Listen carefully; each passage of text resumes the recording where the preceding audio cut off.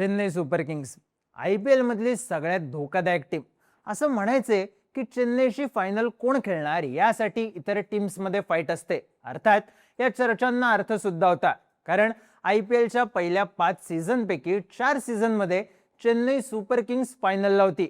4 पैकी 2 वेळा त्यांनी IPL ट्रॉफी सुद्धा जिंकली. 2013 मध्ये सलग चौथ्यांदा चेन्नई फायनलला आली.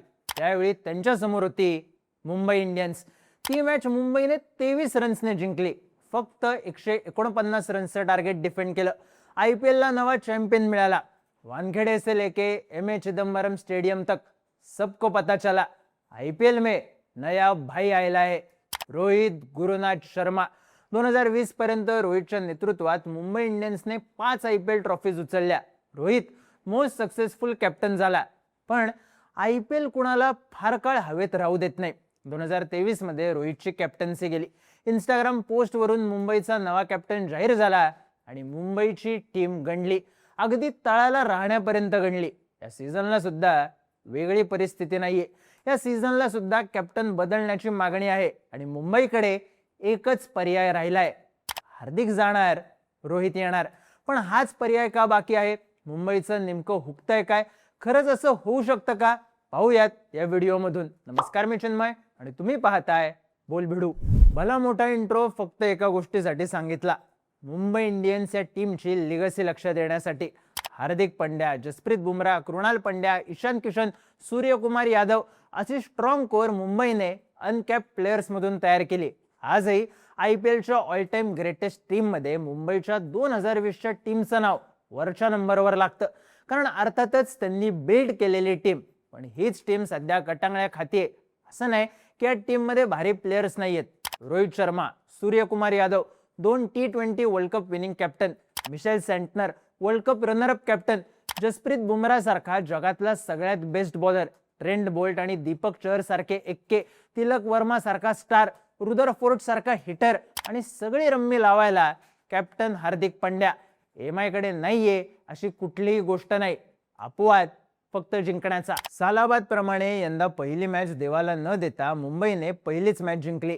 IPL 2026चं कॅम्पेन धडाक्यात सुरू केलं, पण नंतर मुंबईची गाडी रुळावरून अशी घसरली की मुंबई सलग 4 मॅचेस हारली.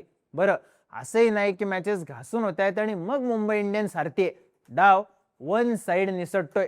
मुंबईची भीती, दरारा, कुठल्याही सिच्युएशन मधून कमबॅक करण्याची ताकद, यातली कुठलीच गोष्ट मुंबईला जमेना झालीये.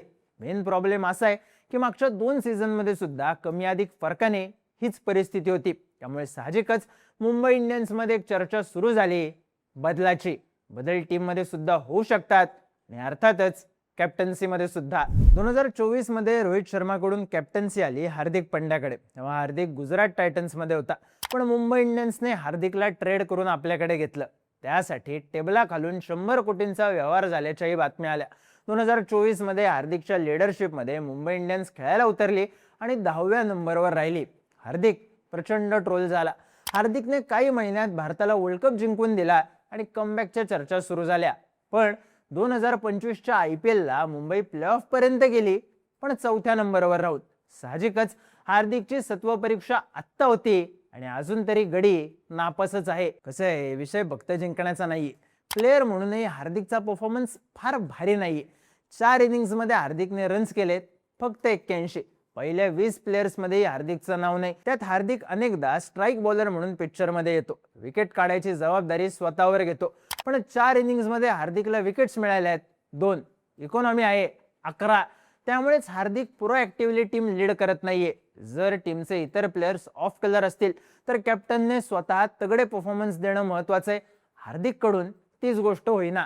आता टीमला जिंकवायला हार्दिकने ऑरेंज कॅप आणि पर्पल कॅप आपल्याच डोक्यावर घातल्या पाहिजेत असंही नाही. पण ज्या स्फोटक बॅटिंगसाठी हार्दिक ओळखला जायचा, ज्या पॉवर हिटिंगसाठी त्याची चर्चा व्हायची, तीच गोष्ट हार्दिकच्या या वेळच्या पोर्टफोलिओ मधून मिसिंग आहे आणि पॉइंट्स टेबल मधला मुंबईचा शेअर गडगडलाय. आता IPL मध्ये कॅप्टन खूप भारी खेळला पण टीम जिंकली नाही. याचं उदाहरण म्हणून कोहली आहे. आणि कॅप्टन बॅटिंग मध्ये चालला नाही तरी टीम चॅम्पियन ठरत राहिली, अशी उदाहरणं आहेत. पण मग हार्दिकच आरोपीच्या पिंजऱ्यात का? तर याचं मेन कारण म्हणजे मुंबईच्या टीमची परिस्थिती. एका म्यानात 2 तलवारी राहत नाहीत, पण मुंबईच्या टीमनं एका वेळी काही चॅम्पियन्स एकत्र ठेवले. ग्राउंडवर सुद्धा ही टीम वन फॅमिली सारखी पुढे आली. पण हार्दिक कॅप्टन झाल्यानंतर MI मध्ये दोन गट पडल्याची चर्चा झाली. विषय अगदी टीम रोहित आणि टीम हार्दिक अशी विभागणी झाल्याच्या बातम्यांपर्यंत गेला. त्यात यावेळी हार्दिकचा बुमरावर चिडतानाचा व्हिडिओ व्हायरल झाला आणि या चर्चांनी पुन्हा जोर धरला. हार्दिक त्याच्या एलिमेंट मध्ये राहून कॅप्टन्सी करतो आणि त्याचा ॲटिट्यूड अनेकदा चर्चेचा विषय सुद्धा ठरतो. त्यामुळेच जर टीम मध्ये युनिटीच नसेल तर टीम जिंकणार कशी हा प्रश्न विचारला जातो आणि विषय येतो कॅप्टन्सी चेंज करण्यावर. ज्यावेळी हार्दिक पंड्या मुंबई इंडियन्सचा पुढचा कॅप्टन असेल अशी घोषणा झाली होती तेव्हा दोन प्लेयर्सच्या इंस्टाग्राम स्टोरीजची बरीच चर्चा झाली, जसप्रीत बुमराह आणि सूर्यकुमार यादव. कारण रोहित नंतर कॅप्टन म्हणून या दोघांचीच नावं आघाडीवर होती. पण त्यांना साईडलाईन करून हार्दिकला दुसऱ्या टीम मधून मुंबई इंडियन्स मध्ये आणून कॅप्टन करण्यात आलं. त्यामुळे आता हार्दिक नाही तर कोण असा प्रश्न पुढे येतो तेव्हा पहिला ऑप्शन येतो सूर्याचा. सूर्या सध्या भारताचा T20 कॅप्टन आहे. नावावर नुकताच जिंकलेला T20 वर्ल्ड कप आहे. पण सूर्याकडे सध्या एक गोष्ट नाहीये, फॉर्म. या IPL ला सूर्याची बॅट तळपली अशी बातमी एकदाच वाचायला मिळाली. कारण सूर्याने 5 मॅचेस मध्ये 150 मारली आणि एकूण 106 रन्स केले. त्याचा ॲव्हरेज फक्त 21 आहे. त्याने काही रेस्क्यू इनिंग्स खेळण्याचा प्रयत्न केला असला तरी सूर्याला दणका देता आलेला नाही.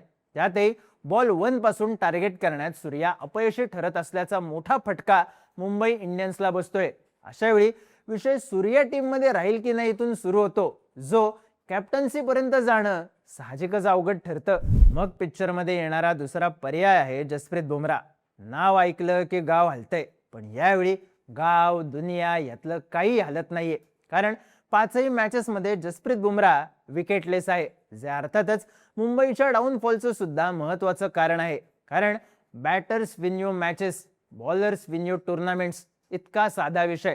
आता बुमराहचा ऑरा, त्याचं स्किल आणि विकेट टेकिंग ॲबिलिटी यातली कुठलीच गोष्ट डाऊट घेण्यासारखी नाही. त्यामुळे बुमराह टीम मधून बाहेर जाणार नाही हे नक्की. पण बुमराहच्या लेवलच्या प्लेअरचा फॉर्म सलग 5 मॅच मध्ये विकेटलेस जाण्या इतपत खराब असेल तर त्याच्यावर कॅप्टन्सीचं प्रेशर देण्यात काहीच पॉईंट नाही. त्यामुळे साहजिकच बुमराह सुद्धा मायनस होतो. आता अशा वेळी मुंबई इंडियन्सकडे कॅप्टन म्हणून ऑप्शन कोण उरतं? उत्तर आहे रोहित शर्मा.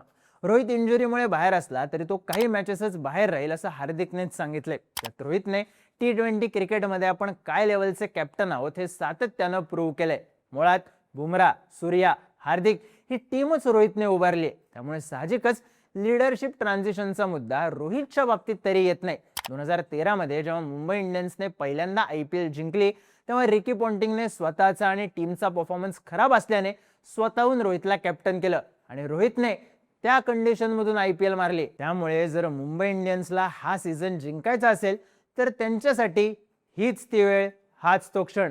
फक्त धाडसी निर्णय घ्यावा लागेल. पण हार्दिकचा MIचं फ्युचर म्हणून होत असलेला विचार, रोहितच्या फिटनेसमुळे लास्ट IPLची चर्चा, या सगळ्या गोष्टी पाहता मुंबई इंडियन्स जिंकणाऱ्या घोड्यावर डाव लावणार की डाव लावलेल्या घोड्याला आणखी पळवणार, यातच हार्दिक जाऊन खरंच रोहित येईल का?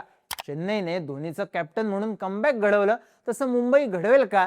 या प्रश्नांची उत्तरं दडलेली आहेत. तुम्हाला काय वाटतं? हा सीझन जिंकण्यासाठी मुंबई रिस्क घेईल की पर्याय नसल्याने पुन्हा हार्दिकवर डाव खेळला जाईल? तुमची मतं आणि प्रतिक्रिया कमेंट करून नक्की सांगा. आणि क्रिकेटबद्दलचे इंटरेस्टिंग व्हिडिओज पाहण्यासाठी बोलबिडूच्या YouTube चॅनलला सबस्क्राईब करायला विसरू नका.